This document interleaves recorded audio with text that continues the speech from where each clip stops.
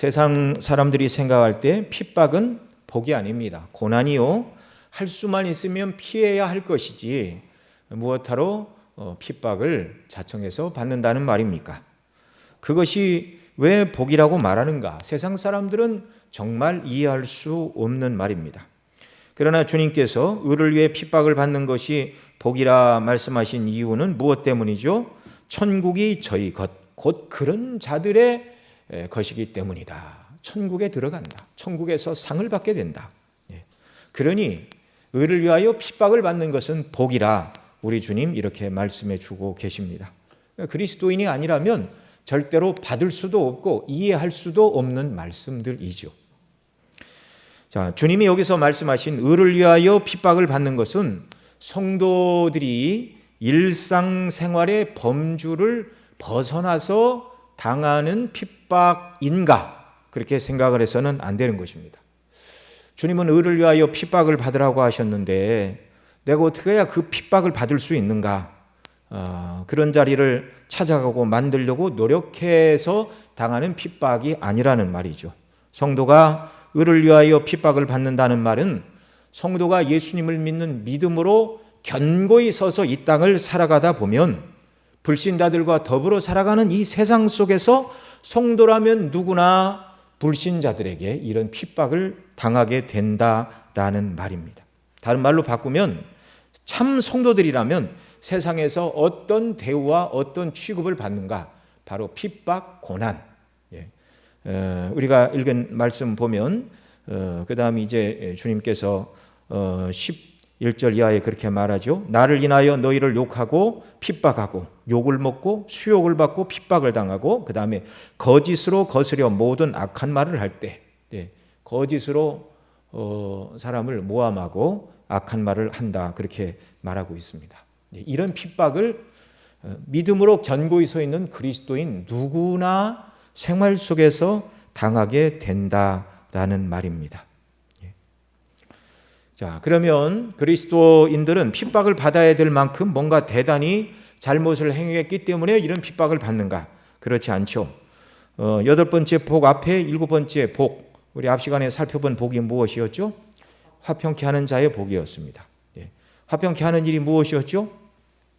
영적으로 죽어있는 세상에 나가 사람들에게 복음을 전하여 산 자들이 되라고, 하나님과 지금 진노 관계에 있으니 예수님 믿고 하나님과 화목하라, 하나님의 진노와 저주를 면하라, 이 복음을 증거하는 것이 화평케 하는 일이라고 앞 시간에 말씀을 드렸습니다. 또한 그 복음을 전하기 위하여 사랑을 실천하신 예수님의 삶을 따르는 것이 화평케 하는 그리스도인의 삶이라고 말씀을 드렸습니다. 이 복이 순서를 따라서 우리에게 주어지고 있다는 것을 알아야 됩니다. 이렇게 화평케 하는 성도의 삶을 살아가게 될 때에 그리스도인들이 핍박을 세상에서 받게 된다는 말입니다. 그러니 앞서 말씀을 드렸죠. 이 의를 위하여 핍박을 받는 자, 누가 핍박을 받는가? 참 그리스도인이라면 누구나 핍박을 받는데 바로 오늘 본문 앞뒤 구절과 관련해서 보면 화평케 하기 위하여 애를 쓰는 자들이 핍박을 받습니다. 주일에 교회 나오고 일주일 내내 가정에서든 직장에서든 누구를 만나든 교회 다닌다 소리 한마디도 안 하고 예수님 믿으라 소리 한마디도 안 하고 밥 먹을 때 다른 사람 눈치 보여서 기도도 안 하고 밥 먹고 이런 사람들은요 핍박을 당하지 않습니다.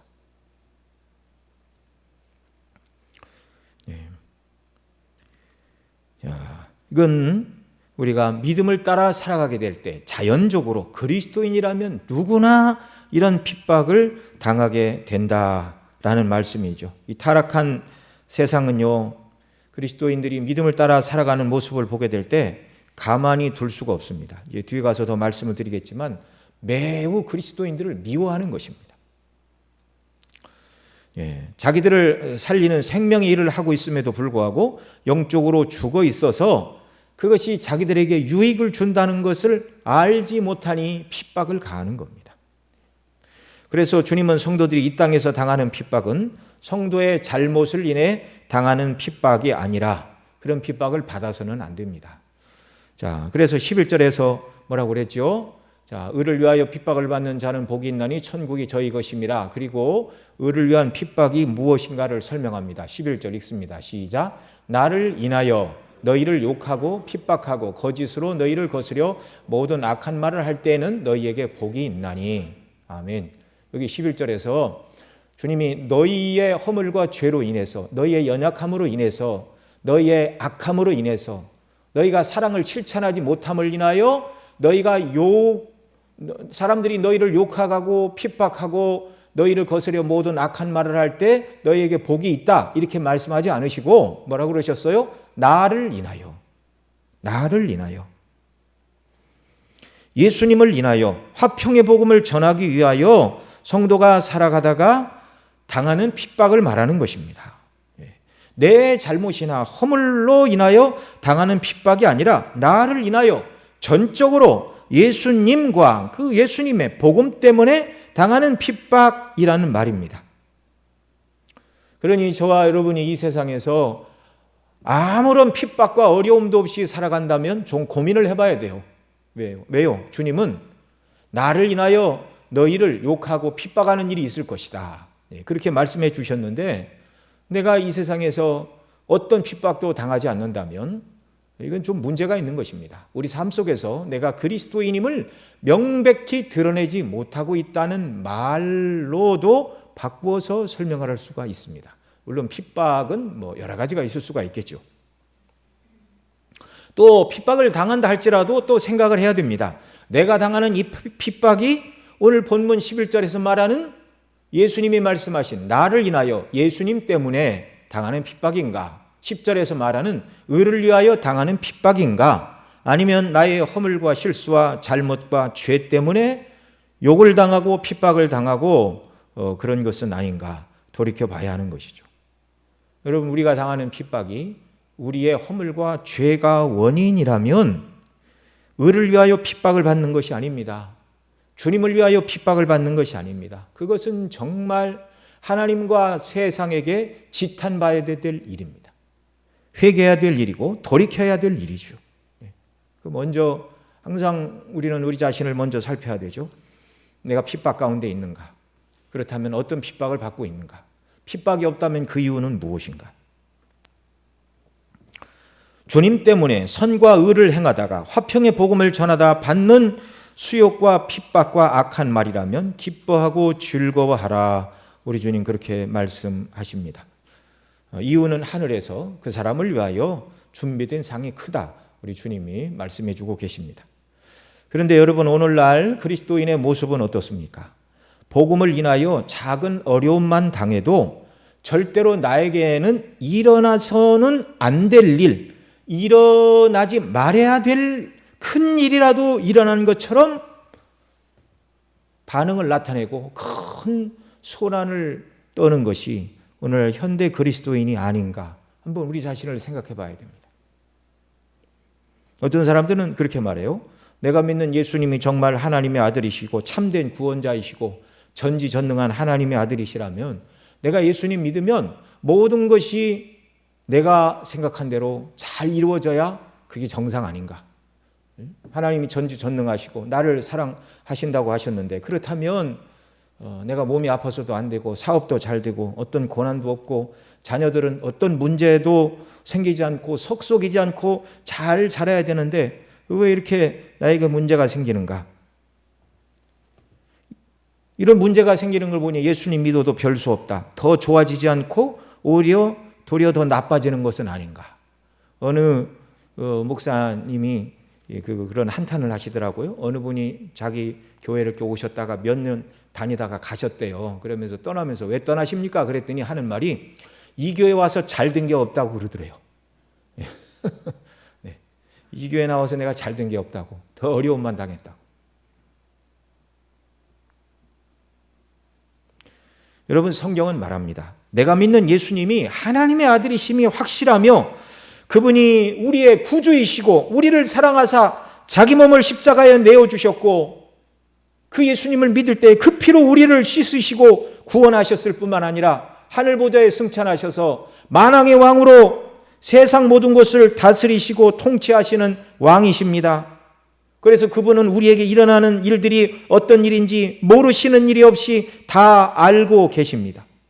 우리에게 어려운 일이 일어날 때 주님이 원하시면 그것을 막아주시고 하나도 그런 어려움이 생기지 않을 능력을 다 가지고 계십니다.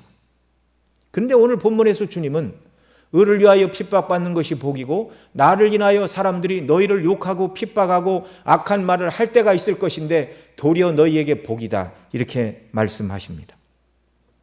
그러니 예수님 믿는 저와 여러분에게 어려운 일이 일어나는 것, 예수님이 우리에 대한 관심이나 사랑이 부족해서 일어난 일도 아니고 주님이 고통당하는 우리를 건져낼 만한 능력이 없어서 당하는 어려움도 아니라는 것입니다.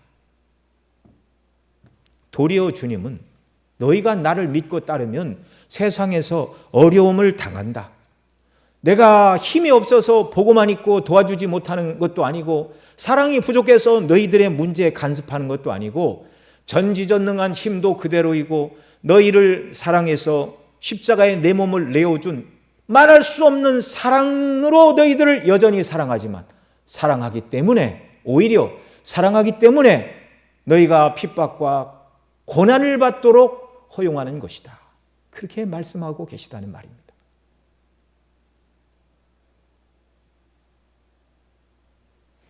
처음 예수님 믿는 분들 가운데 이 교훈을 잘 배우지 못하면 예수님 믿다가 금방 시험을 당하기 마련입니다. 왜요? 예수님 믿는 성도, 구원받은 자녀라 해도 여전히 인생에 어려운 문제가 찾아오기 때문입니다. 아니, 하나님께서 그런 인생의 어려운 문제, 주님께서 우리가 풀기 어려운 숙제를 시시때때로 우리에게 주시기 때문입니다. 왜요? 믿음으로 그 모든 문제를 이겨내라고. 오늘날 한국교회에 예수님 믿으면 무조건 복을 받는다. 내 영혼이 잘 됨과 같이 범사가 잘 되고 내가 강건해진다. 사업도 잘 되고 몸도 건강해지고 병도 찾아오지 않고 아픈 사람도 예수님 믿으면 병이 낫고. 여러분, 이런 삼중 복음은요, 이 사람이 만들어내는 복음이지 성경을 그렇게 해석을 하면 안 되는 것입니다. 예수님 믿으면 무조건 복 받는다는 설교를 초신자가 듣고 믿음을 가졌다면 이 사람에게는 반드시 어려운 일이 찾아올 것인데 반드시 시험에 들 것입니다. 오늘 말씀에 주님은 의를 위하여 핍박을 받는 것이 복이 있다. 나를 인하여 너희를 욕하고 핍박하고 거짓으로 거스려 악한 말을 하게 되는 일이 너희들에게 일어날 것인데 그것이 이상한 일도 아니요 잘못된 일도 아니요 내가 능력이 부족해서 지켜주지 못하는 것도 아니고 도리어 너희에게 복이 되는 일이라 말씀하고 계십니다. 자, 그러면 왜 예수님 믿고 따라갈 때 세상에서 성도들이 핍박을 당하는 것입니까? 요한복음 15장 18절 이하에서 우리 예수님이 이렇게 말씀해 주셨습니다. 세상이 너희를 미워하면 너희보다 먼저 나를 미워한 줄 알라. 너희가 세상에 속하였으면 세상이 자기 것을 사랑할 것이나 너희는 세상에 속한 자가 아니요 도리어 내가 너희를 세상에서 택하였기 때문에 세상이 너희를 미워하느니라. 내가 너희에게 종이 주인보다 더 크지 못하다 한 말을 기억하라. 사람들이 나를 박해하였은즉 너희도 박해할 것이요. 여기서 예수님은 왜 성도들이 세상에서 미움과 핍박을 받게 될 것이라고 말씀하고 있습니까? 예수님을 미워한 세상은 예수님을 따르는 제자들을 역시 미워할 것이다. 예수님을 십자가에 못 박은 세상은 역시 예수님을 따르는 자들을 십자가에 못 박으려 할 것이다. 실제로 예수님이 승천하시고 그 당시에는 로마가 다스리는 시대였지요. 로마의 박해 아래서 초대교회에 얼마나 많은 성도들이 순교의 제물이 되어 하나님 앞에 바쳐졌는지 모릅니다. 초대 기독교는 300년간 10번의 대박해를 받아야 됐습니다. 우리나라도 초대교회 때 많은 박해를 받았죠. 6.25 문화권에서 기독교를 받아들이기까지는 가족과 가정에서 그 다음에 사회에서 큰 싸움과 갈등이 있었던 것이 사실입니다. 복음이 무엇인지를 모르니까 서양 귀신이라고 그랬어요. 양귀자라고 그랬어요. 그러면 오늘 우리는 어떻습니까? 복음의 초창기에 받게 되는 박해는 줄었는지 모르지만 역시 세상은 그리스도인에 대하여 참 믿음을 가지고 있는 성도들에 대하여 호의적이지 않습니다. 세상은 예수님을 미워하였고 또 오늘 예수님 따르는 자들을 미워하는 것이 세상 정신이고 원리라고 우리 주님 말씀해 주셨습니다. 예수님은 죄에서 세상을 구원하시기 위하여 죄 아래에 있는 사람들을 찾아오시고 회개하고 예수님 믿을 것을 말씀해 주셨죠. 그것이 사람들에게는 기분이 나빴습니다. 당시 대제사장을 비롯한 유대인들은 자신들은 당연히 하나님의 백성이요 하나님의 자손이라 생각을 했는데 주님은 뭐라고 그러셨습니까? 너희가 아브라함의 자손이면 아브라함의 행사를 할 것이오늘 지금 하나님께 들은 진리를 너희에게 말한 사람인 나를 죽이려 하는도다. 아브라함은 그렇게 하지 아니하였느니라. 너희는 너희 아비의 행사를 하는도다 말씀하시고 그들의 아비가 누구인가를 그 다음에 말씀하시죠. 너희는 너희 아비 마귀에게서 났으니 너희 아비의 욕심을 너희도 행하고자 하느니라. 저는 처음부터 살인한 자요 진리가 그 속에 없으므로 진리에 서지 못하고 거짓으로 말할 때마다 제 것으로 말하나니 이는 저가 거짓말장이요 거짓의 아비가 되었음이니라. 마찬가지입니다. 오늘날도 세상은 성도들이 세상을 향하여 화목의 복음을 증거하는 것, 그리스도인이 세상의 빛과 소금으로 살아가는 것을 보고 한편으로 두려워하고 경고도 받지만 한편으로는 미워하는 것입니다. 화목의 복음은 다른 말로 인간이 죄인이요 하나님의 진노와 저주 아래 있음을 전제하는 것이 화목의 복음입니다. 예수님 당시 바리새인들은 자기들은 죄가 없다고 그랬어요. 근데 예수님은 너희 아비는 아브라함이 아니라 마귀다 이렇게 말씀하고 있습니다. 회개해야 된다 그렇게 말씀하셨어요. 성령의 역사가 없이는 사람의 본성으로는 자기를 향하여 죄인이라 말하고 회개하라 말하는 복음에 반감을 가질 수밖에 없는 것입니다. 타락한 본성의 원리로 살아가는 자들은 자신을 향하여 죄인이라 부르고 또 성도들이 전하는 구원의 복음을 이해할 수도 없습니다. 또 자신들은 나름대로 세상을 바르게 살아간다고 하는데도 회개해야 되고 예수님 믿어야 되고 그렇게 살면 안 된다고 그러니 뭔가 부족한 사람 취급을 하니 기분이 나쁩니다. 영적으로요, 영이 다른 사람들이고 속해 있는 나라가 다른 사람들이에요. 그러니 이게 영적인 싸움입니다. 그런적으로 따지고 보면. 60년대 냉전 시대는 지났습니다. 60년대 미국과 소련, 공산주의, 자본주의 편이 딱 깔려가지고 60년대에는 굉장했죠. 그래서 뭐 다른 것 따지지 않았습니다. 그 이념 하나 갖고 정말 똘똘 뭉쳐있던 그런 시대인데 영적으로 볼 때 자본주의와 공산주의보다 더 심한 충돌이 기독교 세계관과 세속의 세계관입니다. 그리스도인들은 그런 세상에서 살다가 구원하심을 받았지만 여전히 세상에 속한 사람들은 왜 저 사람이 과거에는 나하고 똑같다가 저렇게 달라졌는가 이 차이를 알지 못하는 것입니다. 자기와 다르니 미워하는 것이에요. 소속이 다른 것입니다. 그래서 그리스도인과 비그리스도인들은 항상 충돌이 있어 왔습니다. 범죄한 다음에 하나님께서 여자의 후손과 뱀의 후손이 원수가 되리라 말씀하신 이유, 그 바로 여자의 후손인 예수님을 믿는 하나님의 사람들과 뱀의 후손인 마귀에게 속한 자들과의 영적인 싸움이 있을 것이다 말씀하셨는데 바로 그 이야기를 들은 아담과 하와의 아들들의 시대에 그 모습이 극명하게 드러났죠. 어떻게 드러났습니까? 믿음의 사람 아벨은 아무런 잘못도 하지 않았습니다. 하나님 앞에 온전한 제사를 드렸을 뿐입니다. 그 형에게는 어떤 해도 가하지 않았습니다. 그런데도 형 에서는 동생을 미워하였고 돌로 쳐 죽이고 말았습니다. 창세 이후 항상 그랬습니다. 모세도 애굽에서 박해를 받아 미디안 광야로 떠나야 했고 다윗도 사울에게 박해를 받았고 엘리야와 예레미야와 같은 선지자들도 왕들과 방백들에게 박해를 받았습니다. 다니엘도 흠을 찾을 수 없는 사람이었지만 그것이 정말 흠이 있는 사람들에게는 흠 없는 사람의 그 흠 없는 모습이 흠으로 보여지는 거예요. 이 다니엘 때문에 뭔가 부정한 일을 행할 수가 없으니까 모함하여 다니엘을 제거하려고 30일간은 아무에게도 기도하지 말라는 그런 왕으로 하여금 이상한 법령을 내리게 하고 기도했다는 이유로 다니엘을 모함하여 사자굴에 던지는 그런 핍박을 받았습니다.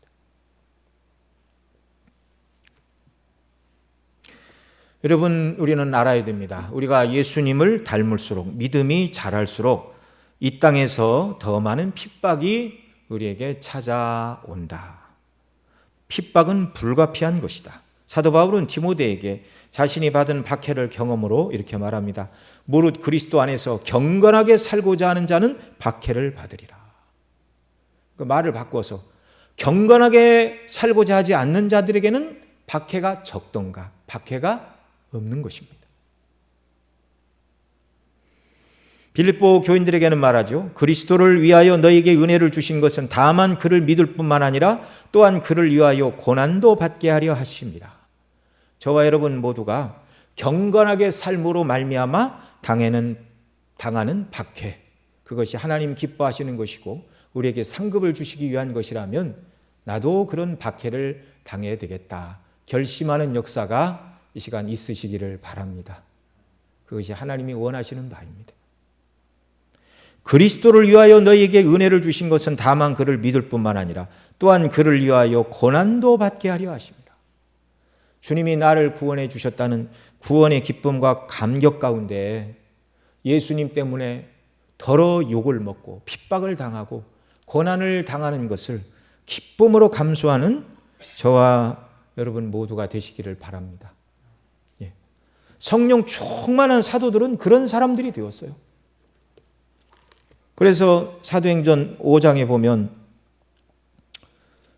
우리 주님이 예수님을 믿는 제자들이 어떤 반응을 당했는가를 보게 되는데요. 제가 사도행전 5장 40절부터 몇 절 읽어드리겠습니다.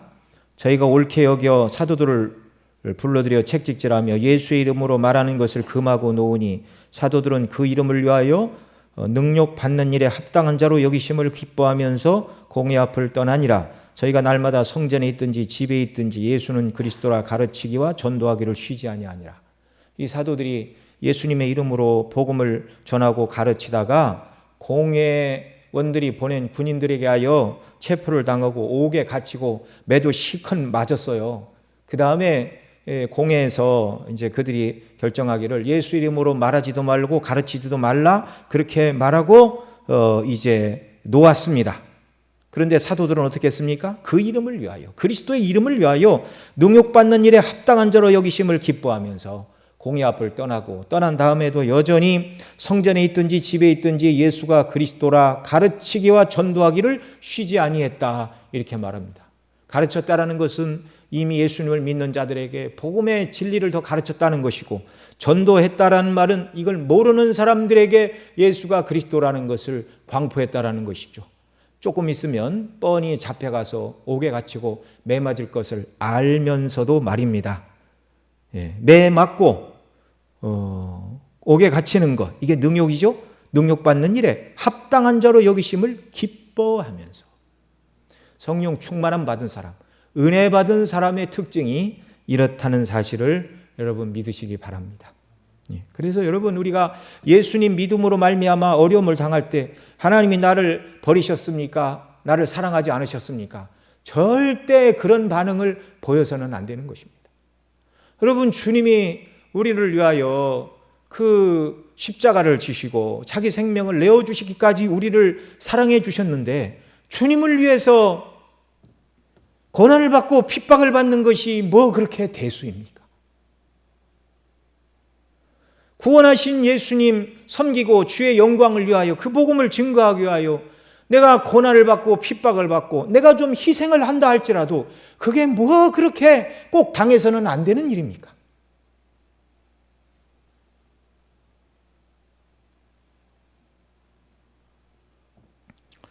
베드로 사도는 베드로전서 2장 19절, 여기는 좀 찾아보면 좋겠습니다.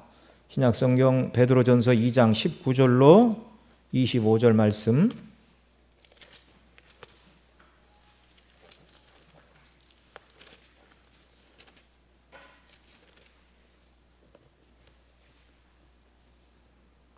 18절부터 한 절씩 교독하겠습니다.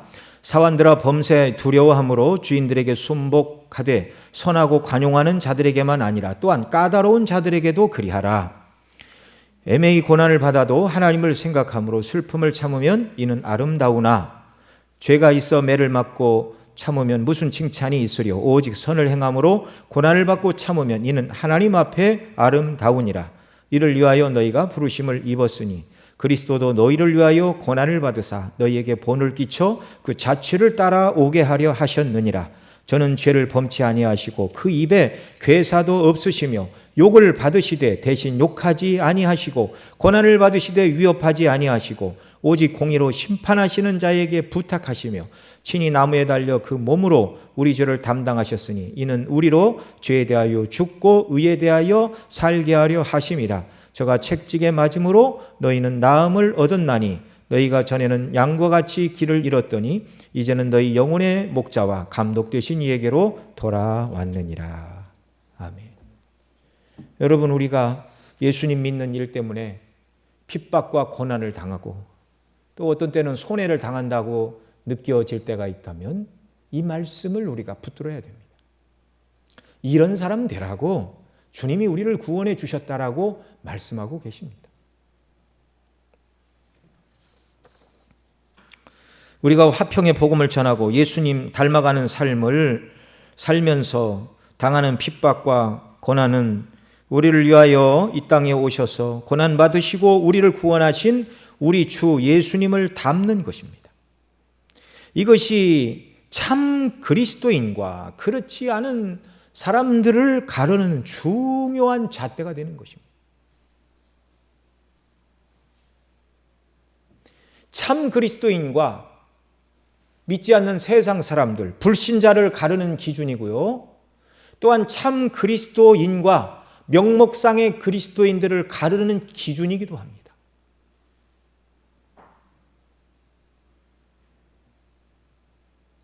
주님 때문에 어떤 고난도 핍박도 손해도 정말 일절 당하지 않으려 한다. 내가 무슨 구원을 받았는가? 이것부터 다시 한번 생각을 해봐야 되죠. 어떤 사람은 교회 나와 복음을 듣는 것은 좋은데 교회 나오면 하라는 거 많고 또 뭐 헌금 드려라 뭐 하라 너무 부담이 많다 그러는데 여러분 그 모든 것은 주님의 말씀대로 우리가 섬기는 것뿐이지 뭐 목사 개인이 성도들에게 부과하지 않아도 될 어떤 무거운 짐을 부과하는 것입니까? 그런 것이라면 아무것도 할 필요가 없습니다. 시간을 내고 우리 자신을 드리고 헌신을 행하는 이 모든 일들 주님이 우리에게 베풀어 주신 은혜에 봉하기 위한 방편일 뿐인 것이죠. 그렇게 해도 그 은혜를 다 갚을 수가 없지만 그렇게 살아갈 때 주님은 하늘에서 상급으로 또 갚아주시겠다 이렇게 말씀하고 계십니다. 나를 죄에서 구원하시기 위하여 친히 나무에 달려 그 몸으로 우리 죄를 담당하시고 친히 우리로 죄에 대하여 죽고 의에 대하여 살게 하시려고 의로우신 분, 죄가 하나도 없으신 분, 그분이 나 때문에 고난을 당하시고 죽으셨다면 그분의 고난으로 내가 죄사함을 받고 의롭다 하심을 입고 정말 그 예수님을 믿는다면 그 예수님을 닮는 것이 기쁨이고 그 예수님이 말씀하셨죠. 누구든지 나를 따라오거든 자기를 부인하고 자기 십자가를 지고 나를 따를 것이니라. 정말 예수님은 저와 여러분 모두가 예수님처럼 십자가를 지고 예수님 따르기를 원하고 계십니다. 그런 사람으로 초청하고 계십니다. 신앙의 마지막 단계는 새하늘과 새 땅에 들어가는 것이지만 영원한 영광을 누리는 것이지만 그 나라가 이르기까지는 예수님을 닮고 따르는 것입니다. 고난 가운데서 기쁨으로 주님을 따르는 것입니다.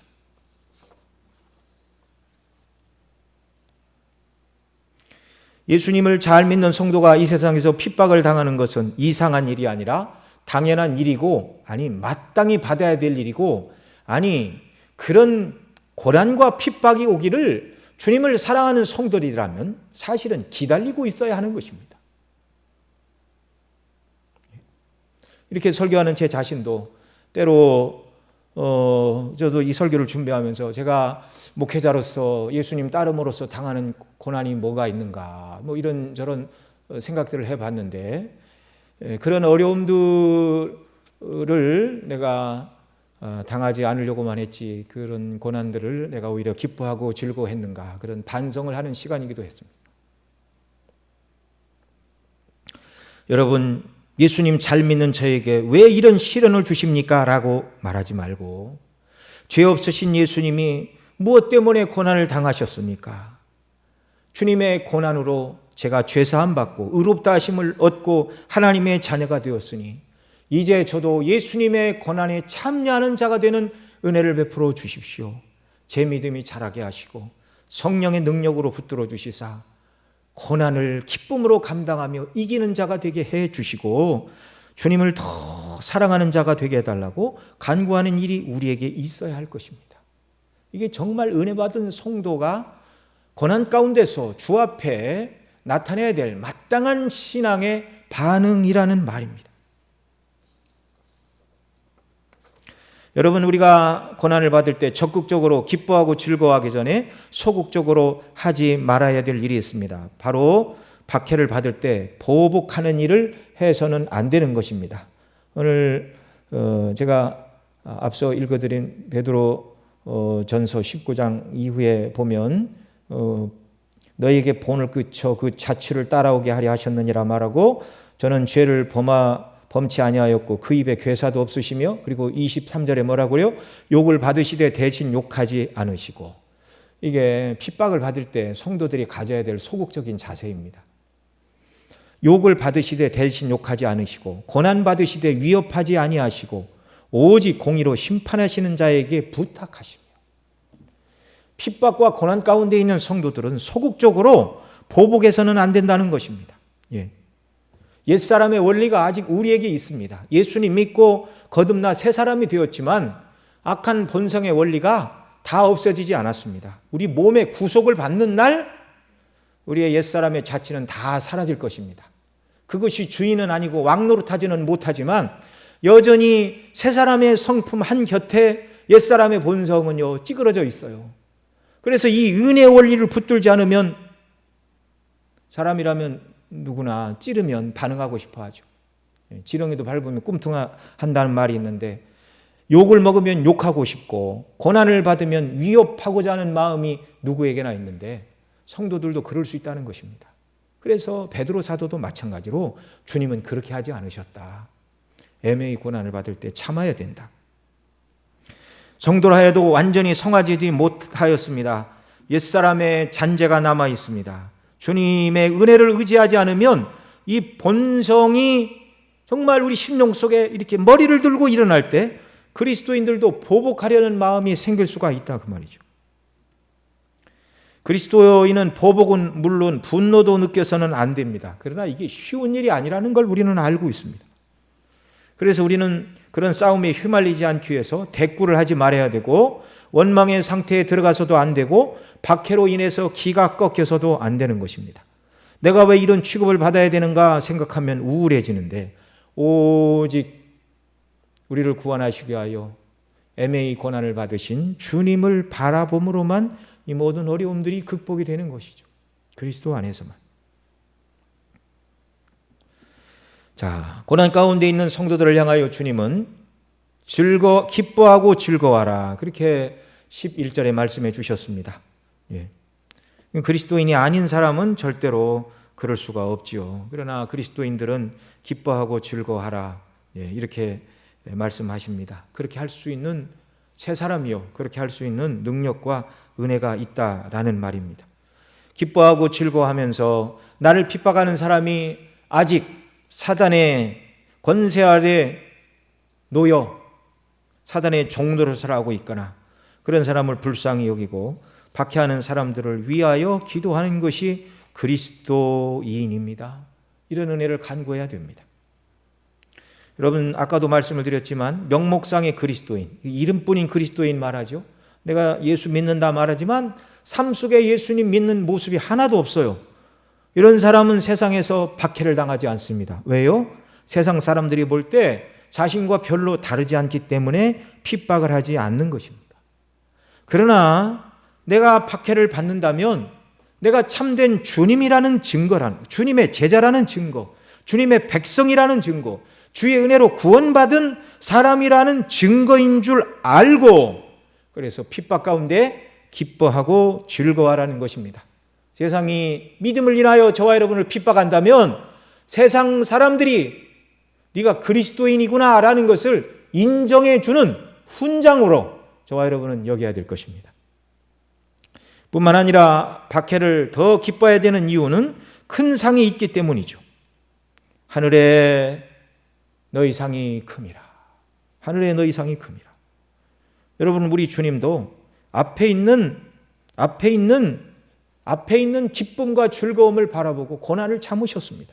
그래서 12장 3절에 보면 자기 앞에 놓여 있는 기쁨을 바라보고 부끄러움을 상관치 않으시고 십자가를 참으셨다.